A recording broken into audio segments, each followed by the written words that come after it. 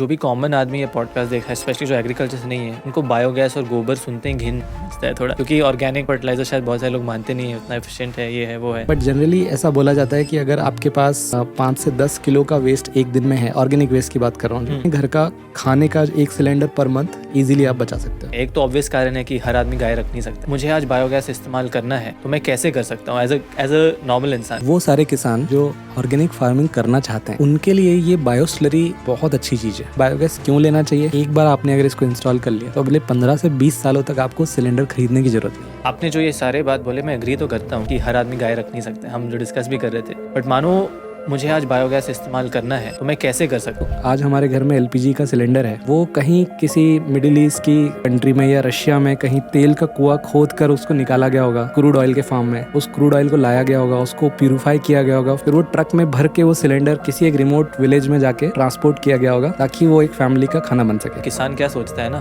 कि कंपनी लोग आते हैं, प्रोडक्ट बेच के चले जाते हैं, उन लोगों को कुछ सपोर्ट नहीं मिलता है। तो भारत देश में 7 करोड़ डेयरी फार्मर्स, अगर एक फैमिली अपने घर पे लगाती है, एक साल में 6 से 10 टन ऑफ CO2 एक साल में सेव करता है। जो बिजली बेच के जितना उसका रेवेन्यू आ रहा था वो दूध के रेवेन्यू के बराबर था। किसान जो केवल लकड़ी पे खाना बना रहे हैं वो इंडिया का 12 से 15% कार्बन इमिशन इमिट कर रहे हैं। नमस्कार किसान भाइयों, और स्वागत है आप सभी का एक नए पॉडकास्ट पर। हमारे आज के पॉडकास्ट के मेहमान हैं मिस्टर पीयूष सोहनी जी, जो कि एक कंपनी Systema.bio से हैं। दोस्तों, खेती में हमेशा खेती को अलग अलग हिस्से में सोचते हैं, लेकिन खेती में सब कुछ इंटरलिंक्ड होता है, चाहे वो रेगुलर फार्मिंग हो, डेयरी फार्मिंग हो। आज के एपिसोड में हमने एक बहुत ही महत्वपूर्ण टॉपिक के बारे में बात किया है, जो कि है बायोगैस, और कैसे डेयरी फार्मर्स बायोगैस का इस्तेमाल करके अपना काफ़ी बचत कर पा रहे हैं, काफ़ी अपने प्रॉफिट्स बढ़ा पा रहे हैं, और क्यों आपको भी शायद अपने खेत में बायोगैस का इस्तेमाल करना चाहिए। किसान भाइयों, मैं चाहता हूँ ये एपिसोड आप ध्यान से देखें। बायोगैस एक ऐसा चीज़ है जो हर डेयरी फार्मर इस्तेमाल कर सकता है, चाहे आपके पास 2 गाय हो, 100 गाय हो, हर किसान को इसका लाभ मिल सकता है। तो एपिसोड को ध्यान से देखें, ज़्यादा रिवील नहीं करना चाहूँगा। Presenting to you mister Piyush Sohni on agri talk.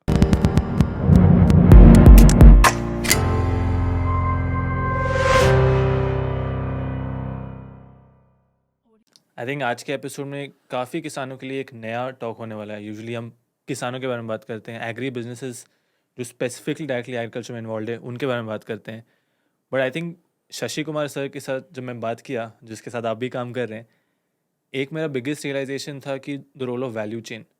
Agriculture में सबसे बड़ा वैल्यू चेन है, चाहे वो गाय से लेकर के मधुमक्खी हो, every one is equally contributing to agriculture. So आप कैसे एग्रीकल्चर के साथ जुड़े हैं, आप कैसे किसानों का मदद कर रहे हैं, थोड़ा ब्रीफली हमें बता सकते हैं ताकि लोग को कॉन्टेक्स्ट मिल जाए कि आगे हम किस पर डिस्कशन करने वाले हैं। बिल्कुल बिल्कुल।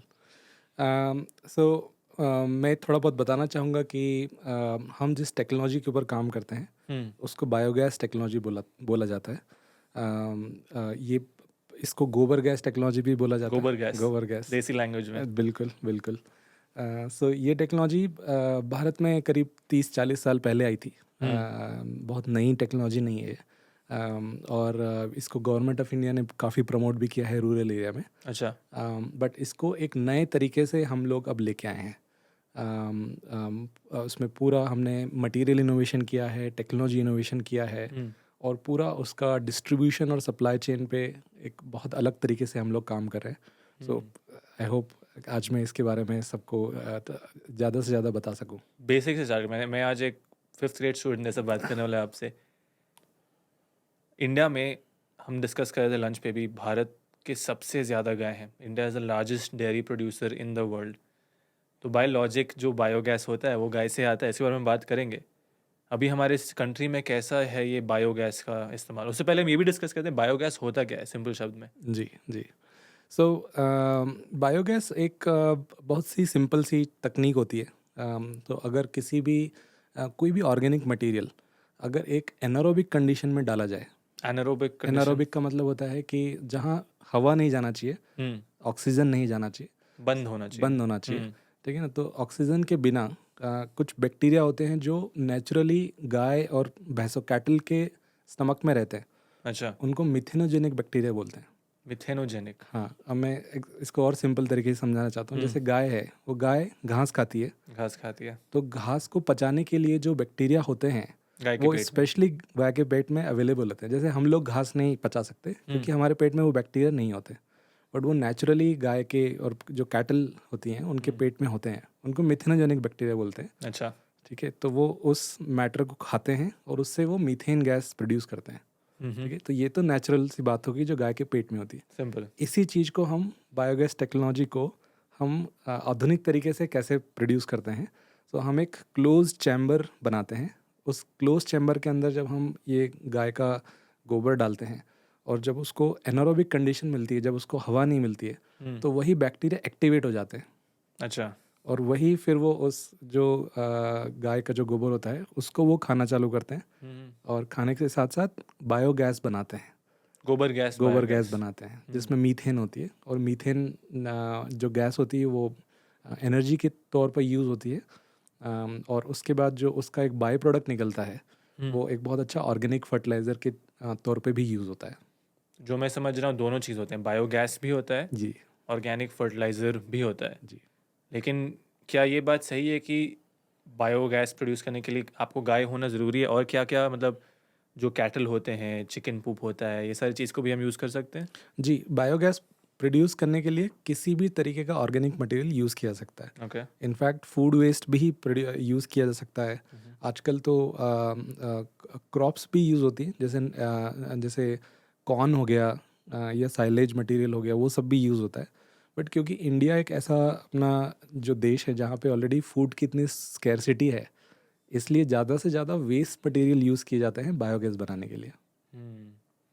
पता है इंडिया में फूड स्कैरसिटी है, लेकिन एग्रीकल्चर जो किसान भाई ये बात जानते होंगे कि इंडिया में जितना पोस्ट हार्वेस्ट वेस्ट है जी वो भी उतना ही हाई है। जी किसान जो उत्पादन प्रोड्यूस कर रहा है उसके बाद ग्रीन हाउस या ओपन फील्ड से जा रहा है, बहुत सारे उसमें से आपके वेयर हाउसिंग में वेस्ट हो रहा है, लॉजिस्टिक में वेस्ट हो रहा है। तो क्या उसको भी हम मतलब बायोगैस के में इस्तेमाल कर बिल्कुल, सकते हैं? जितना भी वेस्ट अवेलेबल है, कहीं किसी भी टाइप का ऑर्गेनिक वेस्ट, वो सारा बायोगैस बनाने के लिए यूज़ किया जा सकता है। बट इसका स्केल अलग अलग होता है। जैसे जो हमारा सबसे अच्छा पहला रिकमेंडेशन होता है कि अगर कोई किसान है और उसके पास भले ही 2 गाय 3 गाय हैं या लिमिटेड अमाउंट ऑफ कैटल हैं, सो वो उसी कैटल का जो वेस्ट है उससे बायोगैस प्रोड्यूस करे, और उसी बायोगैस से वो अपने घर की कुकिंग गैस वो सबसे पहले एलपीजी को रिप्लेस करे, है ना। अगर वो फायरवुड पे खाना बना रहा है तो वो फायरवुड रिप्लेस करे, है ना। और रिन्यूएबल एनर्जी का उपयोग करे, न कि एलपीजी जो अनसस्टेनेबल एनर्जी है उसका यूज़ करें। इंडिया जो हमारा देश है, और सबको पता है कि हमारा जो मेजर पेट्रोल डीजल या क्रूड ऑयल है, हमारा क्रूड ऑयल सबसे ज़्यादा हम इंपोर्ट डिपेंडेंट है ना। 70 to 80% से ज़्यादा, आई थिंक 90% से भी ज़्यादा क्रूड ऑयल बाहर के देशों से हमें लाना पड़ता है। कहाँ से लाते हैं ज़्यादातर? मिडिल ज़्यादातर ईस्ट? मिडिल ईस्ट से आता है, रशिया से आता है आजकल तो। सो क्रूड ऑयल के फॉर्म में आता है। और आप इमेजिन करिए जो आज हमारे घर में एलपीजी का सिलेंडर है, वो कहीं किसी मिडिल ईस्ट की कंट्री में या रशिया में कहीं तेल का कुआं खोद कर उसको निकाला गया होगा क्रूड ऑयल के फॉर्म में। उस क्रूड ऑयल को लाया गया होगा, उसको प्यूरिफाई किया गया होगा किसी सेंट्रल फैसिलिटी में, फिर वो ट्रक में भर के वो सिलेंडर किसी एक रिमोट विलेज में जाके ट्रांसपोर्ट किया गया होगा ताकि वो एक फैमिली का खाना बन सके। आपको खाना ही बनाना है तो आप आपका नेचुरल रिसोर्स यूज़ करके उसको बायोगैस में कन्वर्ट करके वहीं की वहीं आपका कुकिंग गैस बना सकते हो। सर एक क्वेश्चन पूछ सकता हूँ अभी, लेकिन आपने जो ये सारे बात बोले मैं एग्री तो करता हूँ, लेकिन कोई तो कारण होगा कि अभी तक शायद इतने सारे लोग नहीं कर पाए। एक तो ऑब्वियस कारण है कि हर आदमी गाय रख नहीं सकता, हम जो डिस्कस भी कर रहे थे। बट मानो मुझे आज बायोगैस इस्तेमाल करना है तो मैं कैसे कर सकता हूँ? एज अ नॉर्मल इंसान, किसान को पे वापस आएंगे तो वो मैं कैसे कर सकता हूँ? बहुत सारी टेक्नोलॉजीज होती हैं आजकल। घर जो किचन वेस्ट से बनने वाला बायोगैस का टेक्निक भी आती है। सो मार्केट में आप ले सकते हो वाला प्लांट, और आपके घर का जो ऑर्गेनिक वेस्ट बच रहा है रोज का, वही वेस्ट को आप डाल के उससे बायोगैस बना सकते हो। वो एलपीजी के सेम आउटपुट देता है? कोई डिफरेंस नहीं है दोनों में? वो डिपेंड करता है कि कितना ऑर्गेनिक वेस्ट एक दिन में आपके यहाँ प्रोड्यूस हो रहा है। ठीक है, बट जनरली ऐसा बोला जाता है कि अगर आपके पास 5 से 10 किलो का वेस्ट एक दिन में है, ऑर्गेनिक वेस्ट की बात कर रहा हूँ जो, है ना, तो आप अपने घर का खाने का 1 सिलेंडर पर मंथ इजीली आप बचा सकते हो। अच्छा, और आप काफ़ी किसानों से आज क्लोजली काम कर रहे हैं। जी। भारत में से कितने सारे किसान ये अभी टेक्नोलॉजी यूज़ कर रहे हैं और कितने और कर सकते हैं? तो सबसे पहले मैं पोटेंशियल की बात करूँगा। सो भारत देश में 7 करोड़ डेयरी फार्मर्स हैं। 7 करोड़। 7 करोड़ जो आज डेयरी फार्मिंग करते हैं, मतलब जो अपने पास गाय रखते हैं, भैंस रखते हैं, हम्म। कैटल रखते हैं। ठीक है, सो इनके पास सफिशेंट रिसोर्स है बायोगैस प्रोड्यूस करने के लिए। ठीक है, गवर्नमेंट ऑफ इंडिया ने अभी तक अच्छा काम किया है, मैं बोलूँगा पिछले 30 सालों में, 40 सालों में 5 मिलियन मतलब 50 लाख से ज़्यादा बायोगैस प्लांट इंस्टॉल करवाए हैं। ठीक है, बट जैसा मैंने बोला पोटेंशियल बहुत ज़्यादा है। इंडिया में 7 करोड़ का पोटेंशियल है। इसकी कोई लिमिट नहीं है मेरे ख्याल से। हमें जितना जल्दी हो सके इन सारे किसानों को हमें ये टेक्नोलॉजी प्रोवाइड करनी चाहिए, ताकि किसानों का इसमें फ़ायदा हो, उनका मंथली एलपीजी का जो खर्चा है वो बचे। अगर वो फायरवुड पे खाना बना रहे हैं तो उससे जो उनको हेल्थ के प्रॉब्लम्स होती हैं उनसे उनकी सेविंग हो। ठीक है, इसके अलावा गवर्नमेंट ऑफ इंडिया का सोचिए, इतना सिलेंडर को बनवाना, और इतनी सिलेंडर का मैं अभी पढ़ ही रहा था, करीब 12,000 करोड़ रुपए सब्सिडी गवर्नमेंट हर साल स्पेंड करती है सिलेंडर्स पे। वो क्यों करती है? क्योंकि बाहर से क्रूड ऑयल लाना और जब उसको प्रोसेस करके यूज़र्स को देना महंगा है, और गवर्नमेंट नोज़ कि फार्मर्स आज या फैमिलीज़ उसको अफोर्ड नहीं कर सकते, इसलिए गवर्नमेंट उसको सब्सिडाइज करती है। तो अगर वही नेचुरल रिसोर्स यूज़ किया जाए तो 7 करोड़ फार्मर्स तो अपनी खुद की गैस बना सकते हैं। तो इससे देश का भी फ़ायदा होगा, फार्मर्स का फ़ायदा हो रहा है, और इन्वायरमेंट का बहुत ज़्यादा फ़ायदा हो रहा है। कैसे? क्योंकि एक रिन्यूएबल एनर्जी है। बायोगैस एक रिन्यूएबल एनर्जी है, ये कन्वेंशनल एनर्जी नहीं है एलपीजी की जैसी। तो एक बायोगैस प्लांट अगर एक फैमिली अपने घर पे लगाती है तो वो एक साल में 6 से 10 टन ऑफ CO2 एक साल में सेव करते हैं। वो परिवार अकेला। और अभी एक रिसेंट रिपोर्ट आई थी, उसमें ये बता रहे थे कि अगर इंडिया में जो आज किसान जो केवल लकड़ी पे खाना बना रहे हैं, वो इंडिया का 12 से 15% कार्बन इमिशन इमिट कर रहे हैं। सो पीयूष, मानिए कि मैं आपका पॉडकास्ट देख रहा हूँ, मैं काफ़ी कन्विंस्ड हूँ कि बायोगैस मुझे अपनाना चाहिए, बट मुझे ना ही कोई आइडिया ये कहाँ मिलता है, कहाँ से प्राप्त करना है, तो कैसे मैं स्टार्ट कर सकता हूँ अपना जर्नी एज अ किसान? जी, मैं थोड़ा अपनी ऑर्गेनाइजेशन के बारे में थोड़ा बताना चाहूँगा। मैं सिस्टमा बायो को रिप्रेजेंट करता हूँ। सिस्टमा बायो एक सोशल एंटरप्राइज है, जो किसानों के लिए एक बहुत आधुनिक बायोगैस टेक्नोलॉजी बनाती है। हमारा मैन्युफैक्चरिंग फैसिलिटी पुणे में है, बट हमारा 22 स्टेट्स में इंडिया में हमारा कवरेज है, ऑपरेशंस हैं। सबसे बेसिक चीज़ एक जो किसान को चाहिए कि क्या उसके पास 2 से 3 गायें हैं, सबसे मिनिमम। स्टेप 1, मेरे पास Step 2 one, से 3 गाय होनी चाहिए। जी। ठीक है, एक बार अगर उसके पास गायें हैं तो क्या उसके पास करीब 5 से 7 स्क्वायर मीटर की जगह है जहाँ पे वो एक सिस्टम इंस्टॉल कर सकता अच्छा, है। बस 5 से 7 से? बस। और उसके पास उसका जो घर है, वो अपने जहाँ वो गाय रखता है उसके पास में होना चाहिए, क्योंकि जहाँ पे गाय हैं वहीं रिसोर्स है, और वही गैस फिर अपने किचन में यूज़ कर सकता है। अच्छा, तो सबसे पहले मेरे पास 2 से 3 गाय होने चाहिए, 5 से 7 स्क्वायर मीटर का स्पेस होना चाहिए, और घर के पास अपनी गायें होना चाहिए। क्योंकि कभी कभी कुछ किसान होते हैं जहाँ पे उनका घर गांव में होता है और गायें उनके खेत में होती हैं। हाँ, तो वहाँ थोड़ा आइडियल नहीं रहता है, बट आइडियल इज़ कि वो पास पास ही रहे। और इसका मतलब ऑपरेशनली कुछ सपोर्ट भी चाहिए होता है, क्योंकि अभी बहुत सारे लोग, मैं पिछले पॉडकास्ट में किसी से बात कर रहा था, उन्होंने बोला कि किसान क्या सोचता है ना, कि कंपनी लोग आते हैं, प्रोडक्ट बेच के चले जाते हैं, उन लोग को कुछ सपोर्ट नहीं मिलता है। तो मैं चाहता हूँ ये पॉडकास्ट जो देख रहे हैं लोग, वो आपसे सीखें सबसे पहले, और बाद में जो सपोर्ट के लिए तो आप लोग हैं ही, बट सीखें कि स्टेप्स क्या होते हैं। लेट्स स्टार्ट की इनपुट्स, जैसे आपने बोला गोबर एक इनपुट हो गया जी। और क्या क्या इनपुट किसान उसमें डाल सकता है, और उससे क्या आउटपुट निकल सकते हैं। बायोगैस एक है, लेकिन वो अगर खेती कर रहा है तो उसमें भी यूज़ कर सकता है। तो थोड़े इनपुट्स, आउटपुट्स और प्रोसेस के बारे में बता सकते हैं? जी, इसकी प्रोसेस बहुत सिंपल होती है। अगर जैसे हमने एक सिस्टम इंस्टॉल कर दिया किसी किसान के घर पे, इनपुट के लिए उसमें गोबर डालना होता है, पानी डालना होता है, इसके अलावा और कोई इनपुट नहीं लगता है। नहीं लगता है? नहीं डाल सकते हो? डाल सकते हैं, जैसे घर का अगर कुछ वेस्ट बचा है, खाना बच गया तो उसको आप डाल सकते हो। बट जनरली हमारे भारत में किसान अगर खाना बच गया है तो वो पहले गाय को खिलाता है, तो फिर ऐसा ऑर्गेनिक वेस्ट बचता नहीं है घर पे। जनरली हमारी रिकमेंडेशन में यही रहती है कि आप जो गाय का गोबर है वही डाल दो, है ना। उसके साथ पानी मिक्स करना होता है, वो पानी उसके अंदर डाल दिया, और जब एक बार अंदर चला गया उसके बाद आपको कुछ भी नहीं करना है। वो बैक्टीरिया अपने ऑटोमेटिक काम करते हैं, वो बायोगैस प्रोड्यूस करते हैं और वो सिस्टम बायोगैस 24/7 जनरेट करता रहता है। वो उसमें स्टोर होती रहती है बायोगैस, है ना। करीब 2 दिन का हम उसमें स्टोरेज भी देते हैं और उसके बाद फार्मर जब भी खाना बनाना है उसको सफिशेंट यूज़ कर सकता है। और एज एन आउटपुट जो आप पूछ रहे थे, सो आउटपुट में 2 मेन आउटपुट है। पहला हो गया बायोगैस, ठीक है, और दूसरा हो गया जब वो डाइजेस्टेड, जब वो इसने गोबर डाला बायोगैस के अंदर गया, बायोगैस प्लांट के अंदर, और उसके बाद जब वो डाइजेस्ट हो गया तो वो बाहर निकलता है एज अ बायोगैस की स्लरी निकलती है बायोगैस प्लांट की, और वो स्लरी बहुत अच्छा ऑर्गेनिक फर्टिलाइज़र के तौर पे काम में आती है। तो अगर किसान कोई सब्जी उगा रहा है या कोई भी खेती कर रहा है उसमें इस्तेमाल कर सकता है। उसमें वो स्लरी इस्तेमाल कर सकता है और उससे जो केमिकल फर्टिलाइज़र यूज़ होता है खेतों में उसमें भी वो कमी ला सकता है। हम उसको वो भी एक ट्रेनिंग देते हैं कि हम पहले समझते हैं कि कौन सी खेती कर रहा है, उस खेती जिस भी फसल की वो खेती कर रहा है, तो हम वो रिकमेंडेशन देते हैं कि कितनी स्लरी किस टाइम पे आपको डालनी है और आप कितना केमिकल फर्टिलाइज़र आप कम कर सकते हो। अच्छा, तो मानो आपने कहा ये 5 बाई 7 स्क्वायर मीटर वाला आपको 2 से 3 गाय और एक छोटे घर के लिए चल जाएगा। तो मतलब अगर कितना साइज़ कितने एरिया के लिए कवर करता है वो थोड़ा अगर आप समझा देंगे कि मानो मेरे पास बड़ा फार्म है, 1 एकड़ का डेयरी फार्म है जहाँ मेरे पास 10 गायें हैं, थोड़ा खेती भी कर रहा हूँ, उसके लिए मुझे कितना चाहिए होगा, उसका कैलकुलेशन कैसे आप करते हैं?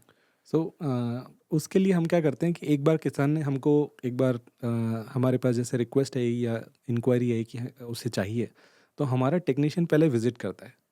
तो उस फार्म में पहले देखता है कि गायें कितनी अवेलेबल हैं, ठीक है ना, एनर्जी की नीड्स क्या क्या हैं, कि केवल कुकिंग के लिए चाहिए या वाटर हीटिंग के लिए चाहिए या फिर इलेक्ट्रिसिटी के लिए चाहिए, क्योंकि बायोगैस से इलेक्ट्रिसिटी भी बनाई जा सकती है। तो उस पे अगर आते हैं। हाँ, है ना, तो वो पहले एनर्जी असेसमेंट करते हैं और रिसोर्स असेसमेंट करते हैं और उसके बेसिस पे हमारा टेक्नीशियन देन रिकमेंडेशन देता है किसी भी किसान को कि आप इसकी कैपेसिटी वाइज होता है, जैसे सबसे छोटा वाला इसको बोला जाता है 2 cubic metre gas per day.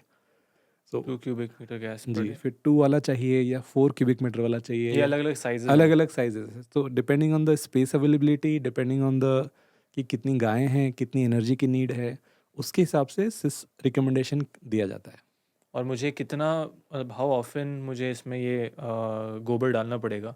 Generally दिन में एक बार का रिकमेंडेशन रहता है कि जितनी भी रिक्वायरमेंट है वो सुबह एक बार डाल दिया और वो बस काम ख़त्म हो गया।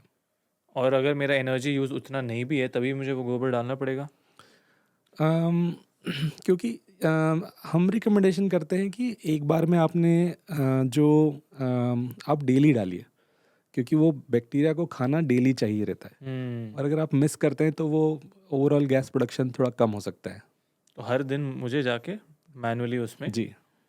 और ये जो आप कह रहे हैं इसके बारे में थोड़ा डिस्कस करते हैं हम लोग अभी तक। जो बायोडाइजेस्टर इसको हम कहते हैं, जिसमें गोबर जाता है वहाँ बिना ऑक्सीजन के, जो आपने बोला गाय के पेट में होता है, सेम जी, प्रोसेस होता वैसे है, ही।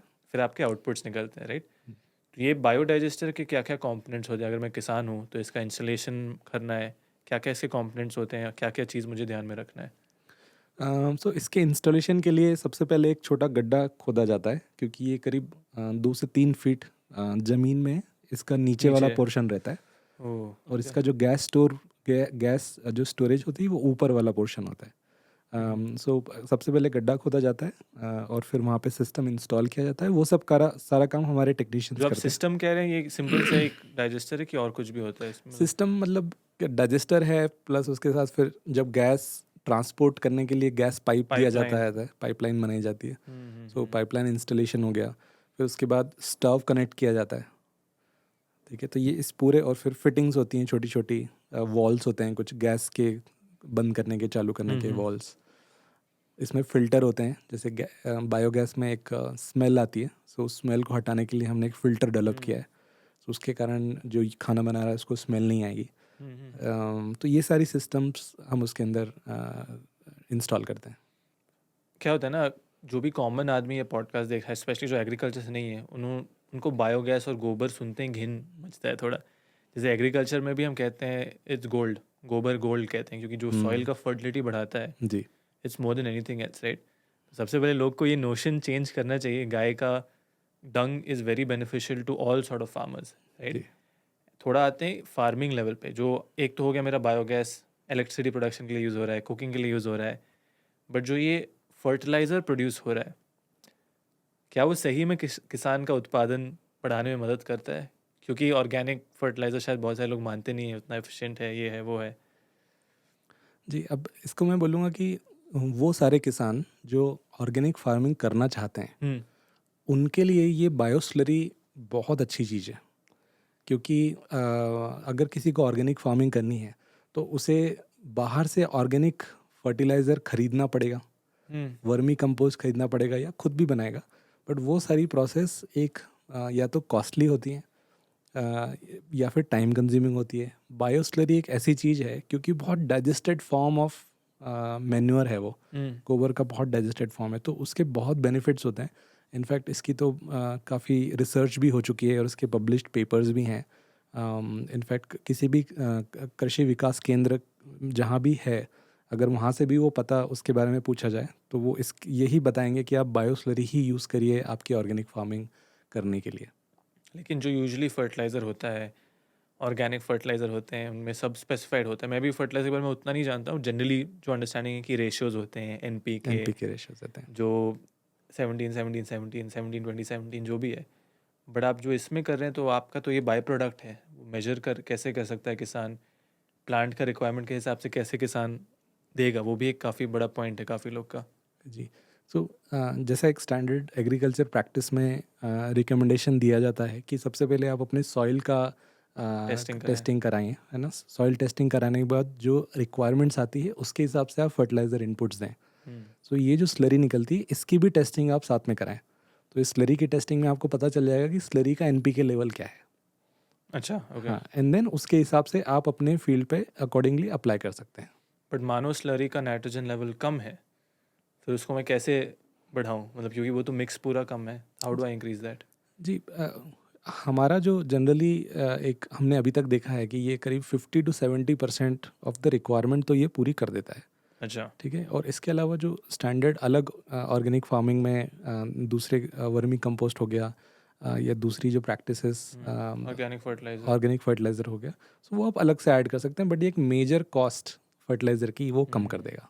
इनिशियल लेवल का काम आपका हो जी जाता है। जी। आई थिंक वही कॉन्सेप्ट जो हम डिस्कस कर रहे थे लास्ट पॉडकास्ट में शशि सर के साथ, अबाउट इंटीग्रेटेड फार्मिंग, कि वो कह रहे थे जितना आप डिपेंडेंसी बाहर के मार्केट से कम करो उतना आपका कॉस्टिंग और प्रॉफिट भी बढ़ेगा। करेक्ट। एंड जो किसान, हम भी कहते हैं, हमारे साथ जो किसान जुड़ते हैं, जो पॉडकास्ट देखते हैं, कि अगर आप रख सकते हो तो कुछ गाय रखो, बिल्कुल कोई आपको लॉस तो होगा नहीं। या तो आप दूध प्रोड्यूस करोगे, उससे आपका कैश फ्लो मैनेज होगा, बिल्कुल। या फिर आप गोबर दोगे, उसके बाद आपका मिट्टी ठीक होगा, जी। या फिर आप मैन्योर प्रोड्यूस कर सकते हो।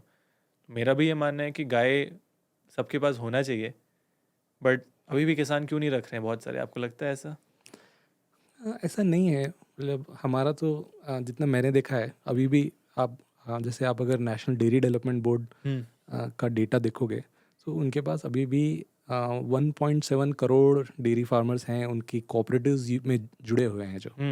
सो और आज की तारीख में भी बहुत सारे किसान डेयरी एक इंटीग्रल पार्ट रखते हैं अपनी एग्रीकल्चर का।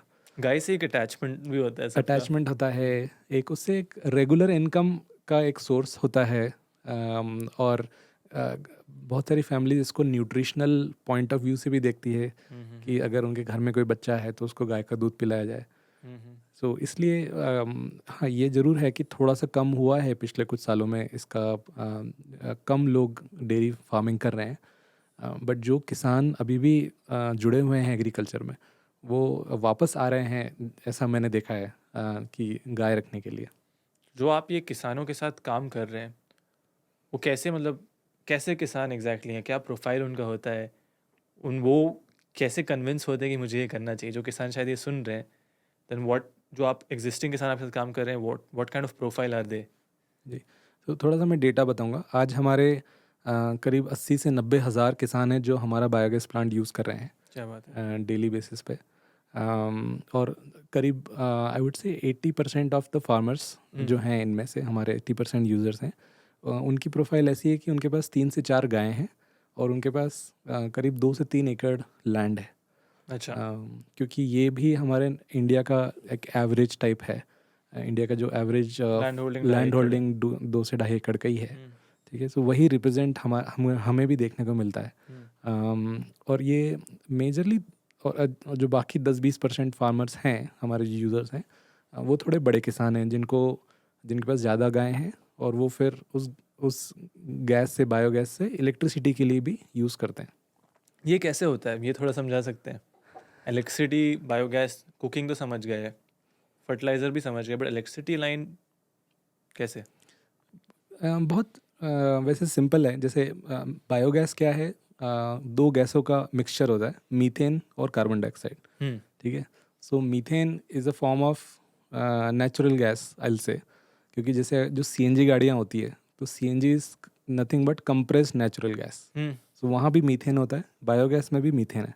करेक्ट। सो जब मैं थोड़ा इसको पैरेलल ड्रॉ करूँगा कि जब अगर मीथेन या सीएनजी से कार चल सकती है, तो उसी गैस से इलेक्ट्रिसिटी क्यों नहीं बन सकती? ठीक है। करेक्ट। तो बहुत इजी है, बेसिकली गैस इंजन होते हैं।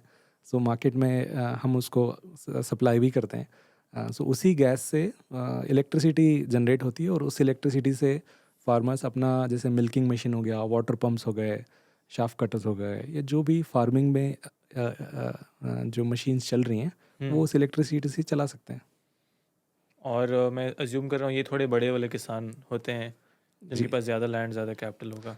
जिनके पास ज़्यादा गायें हैं, ये मैं बोलूँगा। सो जिनके पास जैसे 30 गायें, 40 गायें, इससे ज़्यादा अगर किसी के पास भी गायें हैं, so then it is a good enough resource, या जिससे इलेक्ट्रिसिटी अच्छी मात्रा में पैदा हो सकती है ना। जैसे अगर हम एक छोटा जनरेटर भी लगाएं, 5 केवीए का या 7 केवीए का, तो वो आराम से 5 या 6 घंटे चल सकता है।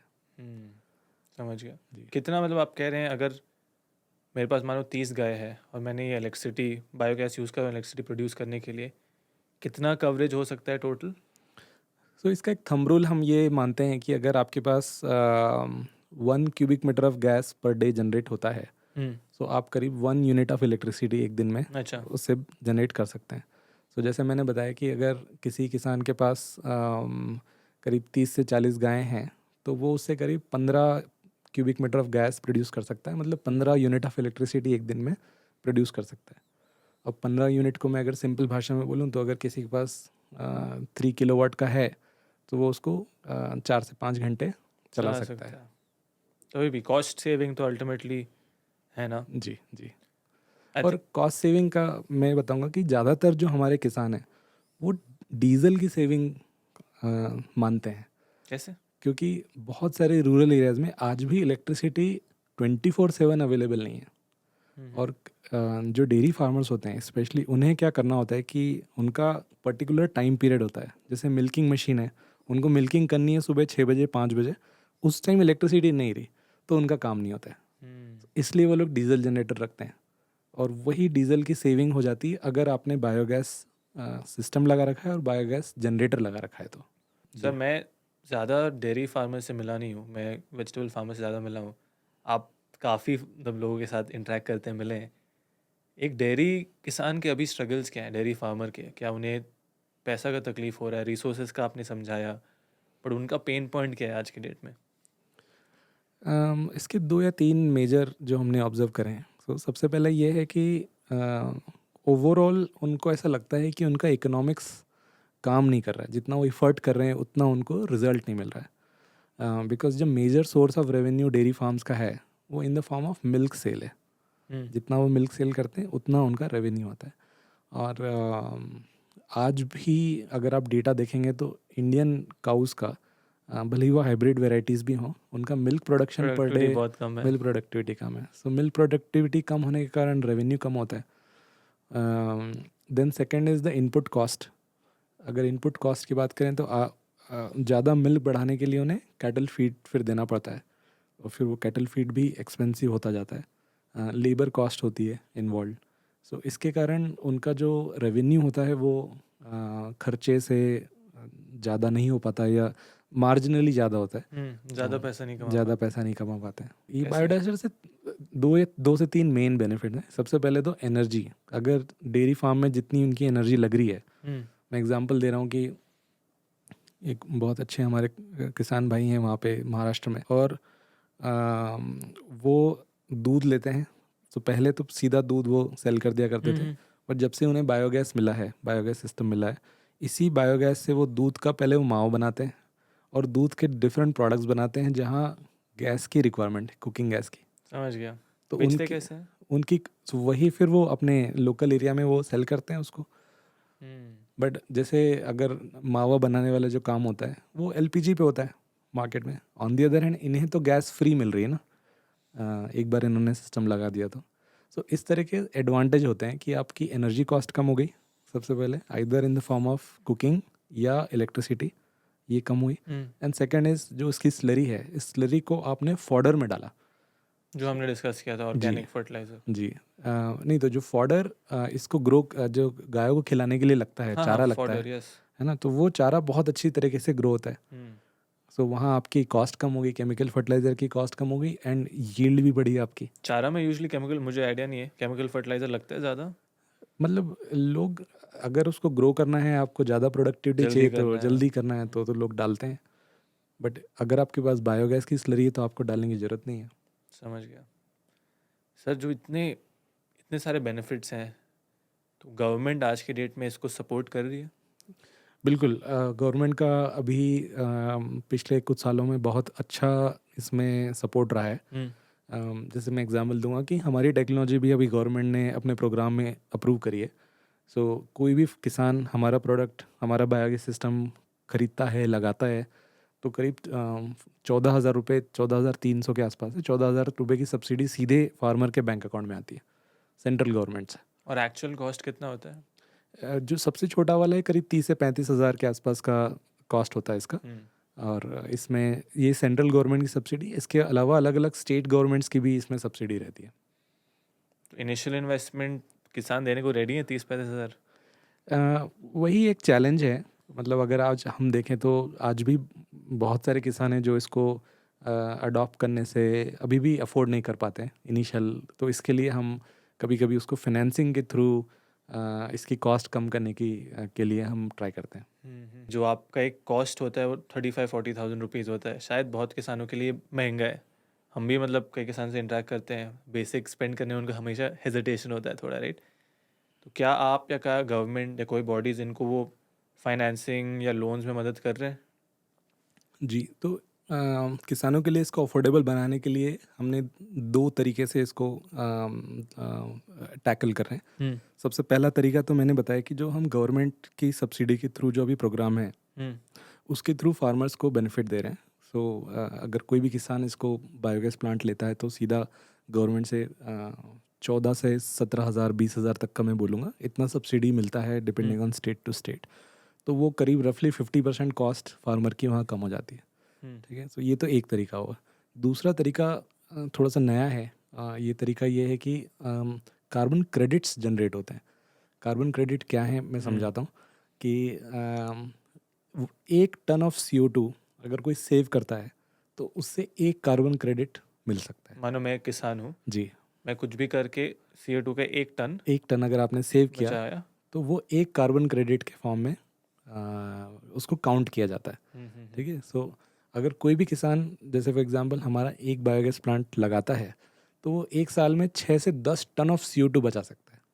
6 से 10 टन हाँ, है ना, वो डिपेंड करता है कितनी गायें हैं, क्या उसका फैमिली कितना गैस यूजेज होता है। ठीक है, बट और ये कैसे होता है, जैसे अगर कोई किसान बायोगैस यूज़ कर रहा है इसका मतलब है कि वो LPG नहीं जला रहा है, वो फायरवुड नहीं जला रहा है, मतलब डिफॉरेस्टेशन भी कम हो रहा है, जंगल कटना हमारे कम हो जाते हैं।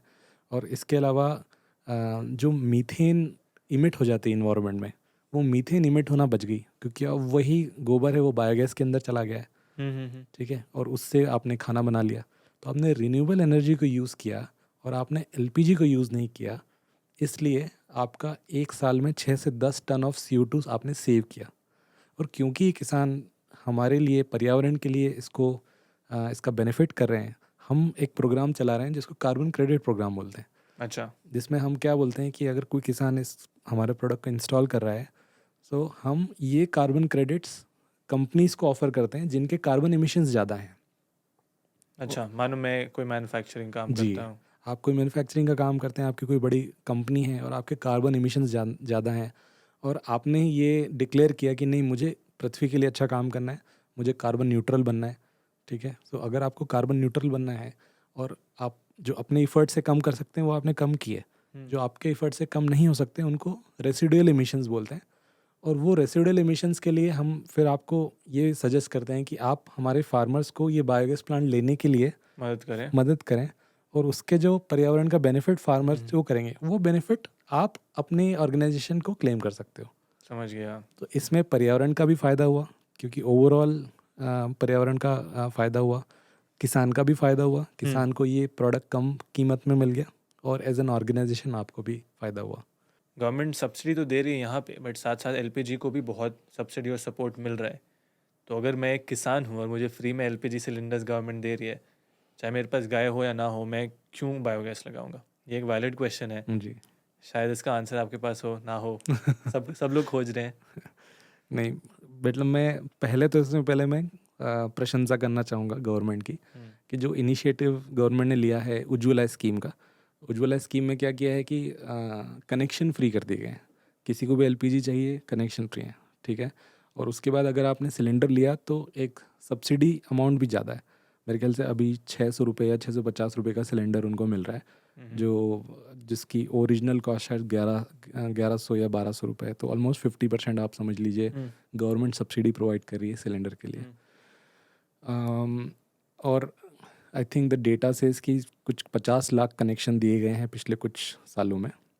सो इनिशिएटिव तो बहुत अच्छा है, क्योंकि बहुत सारे किसान अभी भी फायरवुड पे खाना बनाते थे, तो उसको एलपीजी जो बहुत अच्छा फ्यूल माना जाता है in terms of cooking, clean cooking, वो गवर्नमेंट ने प्रमोट किया। बट जो चैलेंज ये है कि फिर भी मेजॉरिटी ऑफ द फार्मर्स, जो majority of the people specially in rural areas, वो सिलेंडर का रिफिल का कॉस्ट नहीं बेयर कर पाते। आपको कनेक्शन तो फ्री मिल गया, मिलता है पहला वाले में, फर्स्ट वाले में मिल गया, कनेक्शन फ्री मिल गया, सिलेंडर भी वो देते हैं, एक बार का स्टव भी मिल गया। सो वो फर्स्ट थिंग इज आपको एक तरीके से फ्री हो गई। पर आपको रिफिल तो कराना है हर महीने, और वो रिफिल 600 650 रुपये पर मंथ जो आपकी कॉस्ट है, वो अभी भी बहुत सारे किसानों को लगता है या फैमिलीज़ को लगता है कि नहीं अफोर्ड कर पाते हैं वो। और मेरा जितना पर्सनल इंटरेक्शन रहा है, वो क्या करते हैं कि सिलेंडर रखा हुआ है और अगर कोई गेस्ट आते हैं, कुछ अर्जेंट में कुछ कुकिंग करनी है, तो ही उसको यूज़ करते हैं, अदरवाइज़ वो अभी भी चूल्हे पे खाना बनाते हैं। सो अफोर्डेबिलिटी की बात है। और on the other hand biogas क्यों लेना चाहिए, वो हमारा रिकमेंडेशन यही है कि एक बार आपने अगर इसको इंस्टॉल कर लिया तो अगले 15 से 20 सालों तक आपको सिलेंडर खरीदने की ज़रूरत नहीं। लेकिन सर, आप थ्रेटेंड फील करते हैं कि जिस तरीके से क्लाइमेट चेंज हो रहा है, आप सस्टेनेबल में काम कर रहे हैं, बट तभी भी मुझे लगता है कि सारे कंपनी और सारे किसान भी थोड़े डरे हुए हैं, क्योंकि जो आज हमारा सॉइल का हाल है, बैंगलोर में कुछ महीने पहले पानी नहीं था, राइट? मानो कल मिट्टी पूरा ख़राब हो गया, तब किसान क्या कर सकता है अदर देन वो organic part of the biodiversity, वो तो ख़त्म हो जाएगा ना। आपको लगता है ऐसा होने वाला है?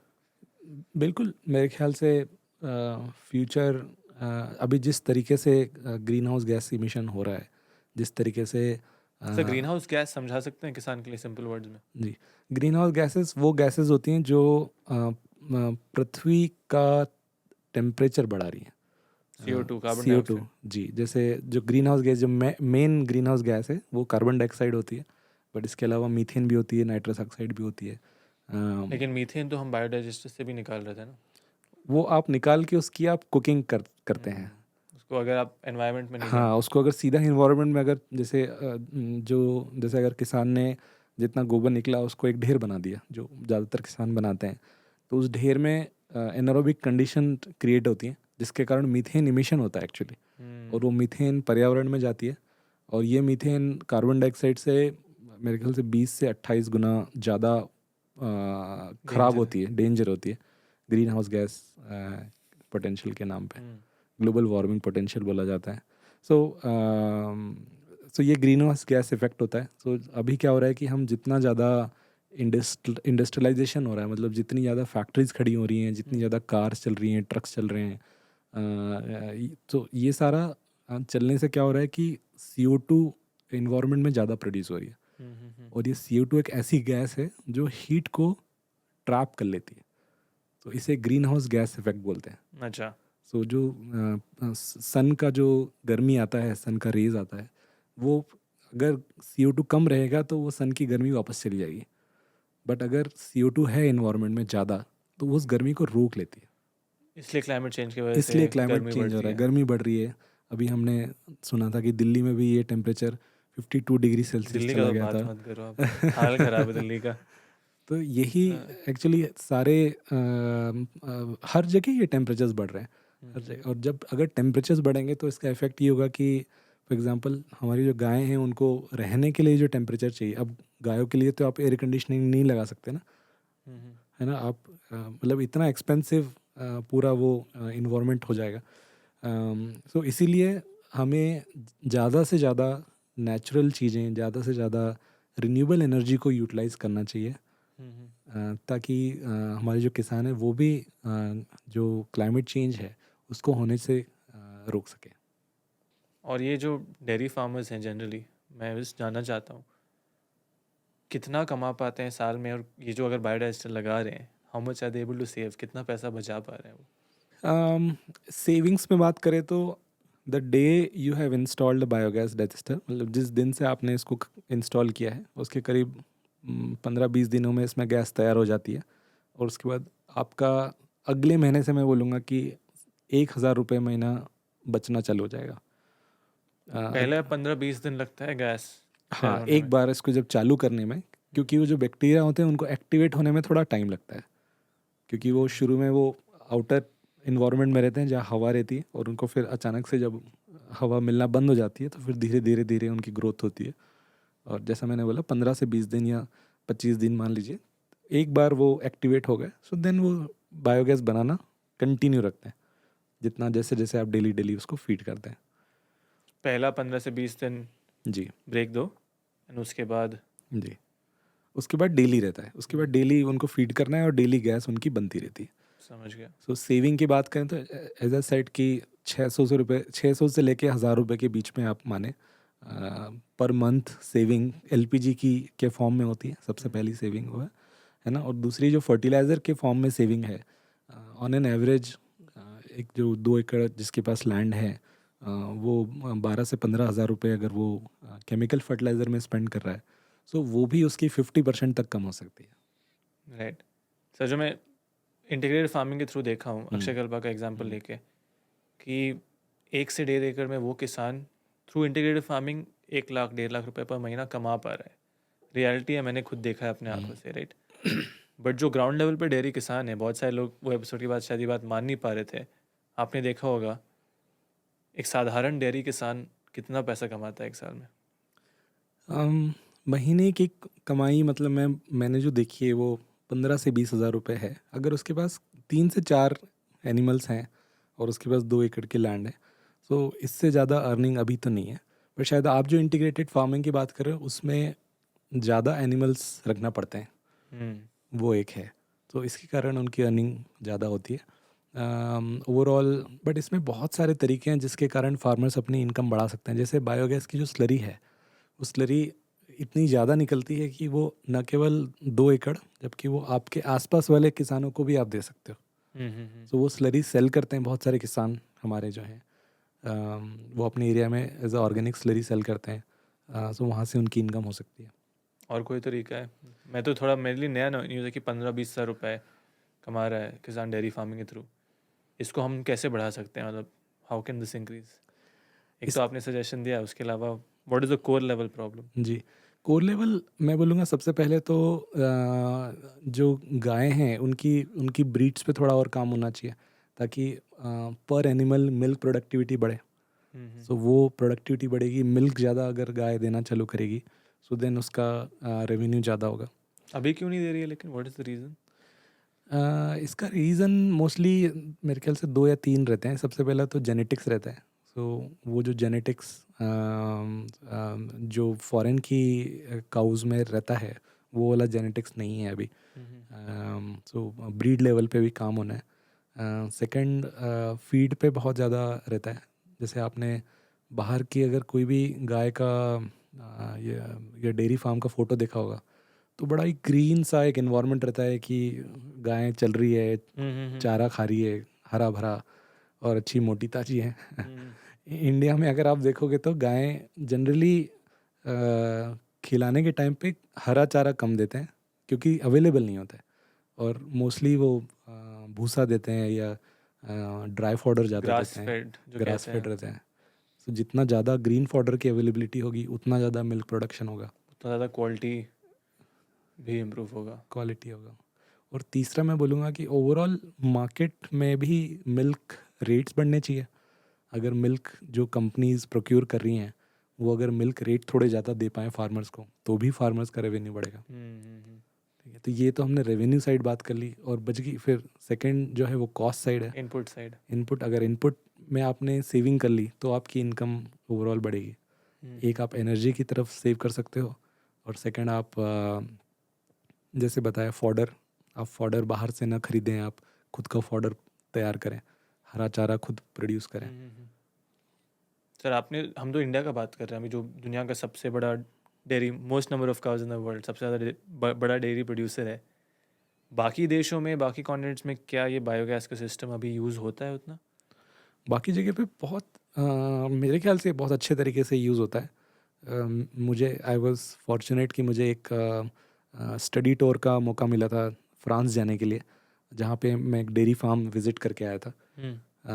तो वहाँ जो डेयरी फार्म मैंने देखा कि करीब 100 गायें थी उस एक किसान के पास। क्या बात है। हाँ, और वो पूरा उसने उसके पास 3 से 4 लेबर्स थे जो इतना बड़ा डेयरी फार्म मैनेज कर रहे थे, और बाकी सारी चीज़ें वहाँ पे मैकेनाइज थी। मशीनों के थ्रू, जैसे चारा डालने के लिए मशीनें हैं, गोबर साफ़ करने के लिए मशीनें हैं, दूध निकालने के लिए मशीनें हैं। तो काफ़ी कुछ ऑटोमेशन डेयरी फार्म्स में फ़ॉरेन में था।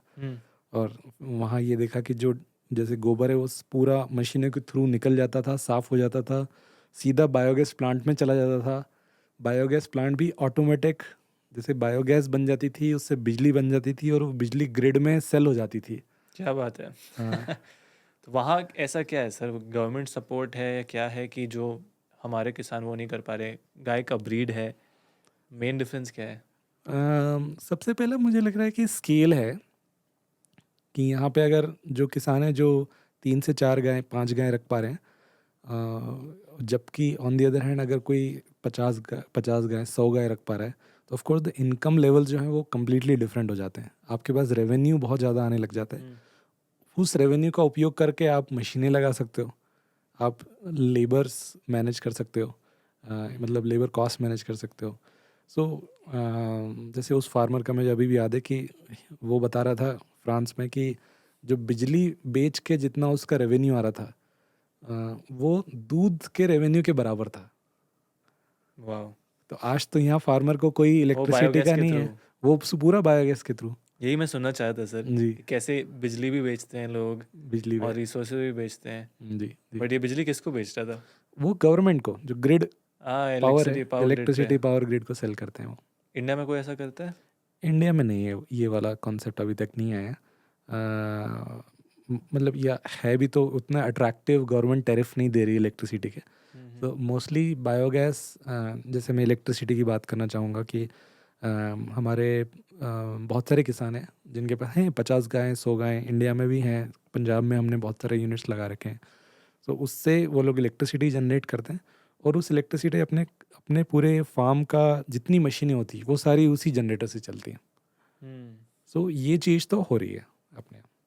समझ गया। आपको लगता है फ्यूचर में 5-10 साल में हम भी फ्रांस जैसा हो पाएंगे? बिल्कुल, मुझे तो लग रहा है कि मैकेनाइजेशन बहुत ज़्यादा आ रहा है अभी डेयरी फार्मिंग में।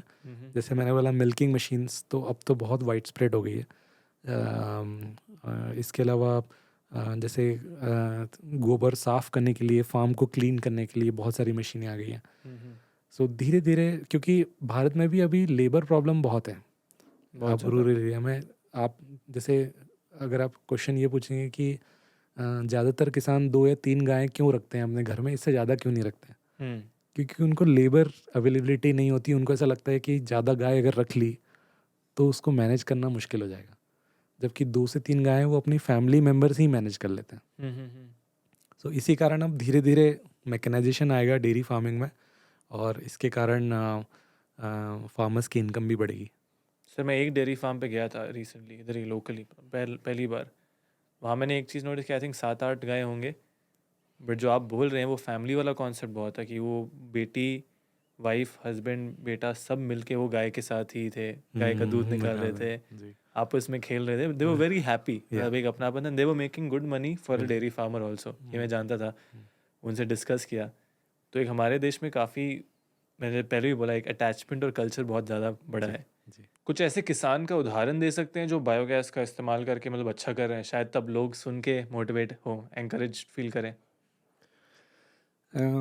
ऐसे तो बहुत सारे किसान हैं जो बायोगैस का यूज़ करके बेनिफिट ले रहे हैं, बट एक बहुत अच्छी स्टोरी मुझे याद आ रही है कि हमने लास्ट ईयर या लास्ट ईयर एक बहुत अच्छा प्रोजेक्ट किया था नागपुर में। सो नागपुर में एक फॉरेस्ट है, पेंच फॉरेस्ट करके है, काफ़ी बड़ा एरिया है और वहाँ पे टाइगर आते हैं। हम्म। और उस फॉरेस्ट की पेरिफ्री में क्या है, बहुत सारे विलेजेस हैं अच्छा। और पेरिफ्री में भी हैं, कुछ अंदर भी हैं, फॉरेस्ट के अंदर भी हैं। और एक वन ऑफ द, जब हम लोग विज़िट किए थे तो फार्मर से जब हम मिल रहे थे तो उनसे हमने पूछा कि आप लोग बायोगैस क्यों लेना चाह रहे हो, क्या रीज़न है। हम्म। तो उन्होंने बोला कि हमें एलपीजी बहुत महंगी पड़ती है, हम अफोर्ड नहीं कर सकते। हम्म। और दूसरा ऑप्शन है लकड़ी लाना, और लकड़ी लाने के लिए जंगल जाने से डरते हैं अच्छा। क्योंकि टाइगर आ सकता है। अच्छा। हाँ, ऐसा भी है। ऐसा है। तो वो बड़े असमंजस में हम्म। थे वहाँ के काफ़ी सारे किसान। तो जब उन्होंने देखा कि, क्योंकि काफ़ी सारे किसानों के पास गायें तो थी ऑलरेडी, तो उन्होंने बोला क्यों ना बायोगैस टेक्नोलॉजी लगा ली जाए, ताकि ना तो हमें एलपीजी पे स्पेंड करना पड़े और ना ही हमें जंगल जाना पड़े। हम्म। तो ये हमने करीब 10 से 15 हज़ार घरों में बायोगैस प्लांट लगाए वहाँ अच्छा। पे, नागपुर के पेंच फॉरेस्ट के अंदर। हम्म। एंड काफ़ी बड़ा इम्पैक्ट क्रिएट हुआ इससे। पता है, मैं इसको ऑनेस्टली उतना एडवांस टेक्नोलॉजी नहीं, मैं कहता हूँ ये बहुत ही सिंपल जी साइंस है, मतलब बट इसका इम्पैक्ट काफ़ी अच्छा हो सकता है। तो जिसके पास भी गाय है, दे कैन अडॉप्ट इट। ऐसा कोई रॉकेट साइंस हम टेक्नोलॉजी कह रहे हैं, ये मतलब नहीं कि आपको बहुत कुछ मेहनत करना है। वन टाइम सिस्टम आप लगा सकते हैं, फिर खुद से काम होता है। जी राइट, ऑपरेशन में कोई इसका मुश्किल होता है क्या? नहीं, बिल्कुल नहीं। एक बार आपने सिस्टम लगा दिया तो इसमें कोई मेंटेनेंस की रिक्वायर्ड नहीं होता है। हम्म। तो हम फार्मर्स को ही ट्रेन कर देते हैं कि कैसे आप इसको यूज़ कर सकते हैं, और वो इजीली इसको 10 साल 15 साल इसको चला सकते हैं।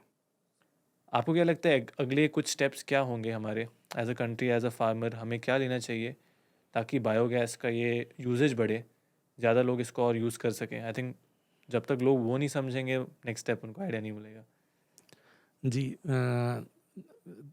जैसे हम पहले बात कर रहे थे, एज अ नेक्स्ट स्टेप सबसे इम्पॉर्टेंट चीज़ है कि इंटीग्रेटेड फार्मिंग होना चाहिए। जो ठीक है। किसान सब्जी भी उगा रहा है, जी गाय भी पाले। जी, सब्जी भी उगा रहा है, जैसे थोड़ी बहुत खेती कर रहा है ना। तो जब वो इंटीग्रेटेड फार्मिंग होगी तो आपके इनपुट्स घर से ही आ सकते हैं। सो गाय की जो गोबर है उससे जो स्लरी बन रही है बायोगैस की, उसी स्लरी से आपका फर्टिलाइज़र का इनपुट कम हो जा रहा है। ठीक है। तो ऑन दी अदर हैंड जो गाय को ग्रीन फॉडर चाहिए, वो भी आपके खेत से आ रहा है। आपको बाहर से कैटल फीड खरीदने की ज़रूरत नहीं है। ये सो आप अगर ये इंटीग्रेटेड वे में अगर फार्मर्स अडॉप्ट करेंगे तो मेरे ख्याल से ज़्यादा बेनिफिट पा सकते हैं। मैं जो समझ रहा हूँ कि सस्टेनेबल एनवायरनमेंट तो डिग्रेड हो रहा है, बट इसका स्कोप अभी बहुत है। जी कि अगर ज़्यादातर किसान, जैसे आपने बोला 7 करोड़ किसान हैं, अगर वो सब ये प्रोसेस इंस्टॉल करना स्टार्ट करें तो काफ़ी हद तक हमारा जो डिपेंडेंसी है इनपुट्स पे, एलपीजी पे, जी फायरवुड पे, वो कम हो सकता है। जी एंड कंपनीज़ को इसमें आना चाहिए। आई फील आप जो प्रोडक्ट्स क्रिएट कर रहे हो उसका एक एनवायरनमेंट कॉस्ट हमेशा रहता है, and as a company is your duty, आपके ये हक बनता है कि आप वापस कुछ एनवायरनमेंट की तरफ दो। जी राइट। अगर आप, वो एक डेयरी फार्मर आपका जो पॉडकास्ट सुन रहा है, उसको आपको एक एडवाइस देना है, अपने एग्जाम्पल, अपने एक्सपीरियंस के हिसाब से कुछ सजेस्ट करना है, तो आप एक पॉइंट में वो क्या बोलेंगे? मैं ये बोलना चाहूँगा कि रिन्यूएबल एनर्जी को अडॉप्ट करें अपना। जो भी डेयरी फार्मिंग एक्टिविटी आपकी जो हो रही है, उसमें आपकी जितनी भी बिजली लग रही है या आपकी हीटिंग के लिए जो गैस लग रही है, उसको आप रिन्यूएबल एनर्जी से रिप्लेस करें। सोलर हो गया, बायोगैस हो गया। तो इससे आपका इनिशियल इन्वेस्टमेंट होगा थोड़ा, ठीक है, बट आपने एक बार इसको लगा लिया तो ये बहुत लॉन्ग टर्म के लिए आपको सेविंग प्रोवाइड करेगा। Piyush ji, thank you so much आपके टाइम के लिए। काफ़ी कुछ नया सीखने को मिला मेरे लिए, एकदम ही ये अलग टॉपिक था, हट के। एंड आई एम श्योर कि जो हमारे ऑडियंस हैं किसान भाई, they will also pick up something. But मैं चाहता हूँ कि जो लोग सुन रहे हैं और अगर आप डेयरी फार्मर हैं, आपके पास गाय है, तो इस टेक्नोलॉजी को अडॉप्ट करें. इससे किसी एक आदमी का बेनिफिट नहीं है, सब लोग साथ सस्टेनेबल तरीके से काम करेंगे तो हमारा एनवायरनमेंट बचेगा. As simple as that. Thank you so much for your time. ज़रूर हम फिर से मिलेंगे. Thank you Abhinav.